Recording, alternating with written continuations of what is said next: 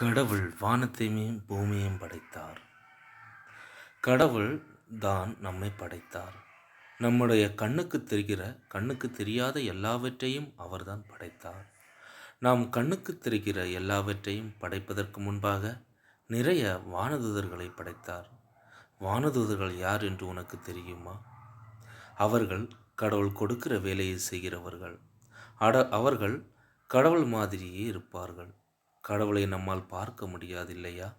அதே மாதிரி அவர்களையும் நம்மால் பார்க்க முடியாது. கடவுள் படைத்த முதல் வானதூதர் அவருக்கு உதவியாளராக இருந்தார். நட்சத்திரங்களையும் கோள்களையும் மற்ற எல்லாவற்றையும் படைப்பதற்கு இந்த வானதூதர் கடவுளுக்கு உதவி செய்தார். நாம் வாழ்கிற இந்த அழகான பூமியையும் அந்த கோள்களில் ஒன்று. கடவுள் இந்த பூமியை மனிதர்களும் மிருகங்களும் வாழ்வதற்கு ஏற்ற மாதிரி தயார்படுத்தினார். சூரிய வெளிச்சத்தை பூமிக்கு வர வைத்தார்.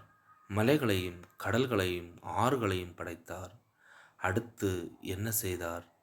புற்களையும் செடிகளையும் மரங்களையும் படைக்கப் போகிறேன் என்று கடவுள் சொன்னார். அவற்றிலிருந்து விதவிதமான பழங்களும் காய்கறிகளும் பூக்களும் கிடைக்க ஆரம்பித்தன. அதற்கு பிறகு எல்லாவித மிருகங்களையும் படைத்தார். பறக்கிற, நீந்துகிற, ஊர்ந்து போகிற உயிரினங்கள் எல்லாவற்றையும் படைத்தார்.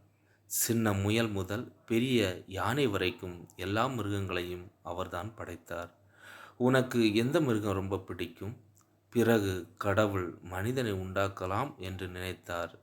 மனிதர்களுக்கும் மிருகங்களுக்கும் நிறைய வித்தியாசம் இருக்கிறது. மனிதர்களால் புதிய புதிய விஷயங்களை கண்டுபிடிக்க முடியும், பேச முடியும், சிரிக்க முடியும், ஜெபம் செய்ய முடியும். இந்த பூமியையும் அதில் இருக்கிற மிருகங்களையும் அவர்கள் நன்றாக கவனித்து கொள்வார்கள். கடவுள் படைத்த அந்த முதல் மனிதன் யார் என்று உனக்கு தெரியுமா? இப்போது பார்க்கலாம்.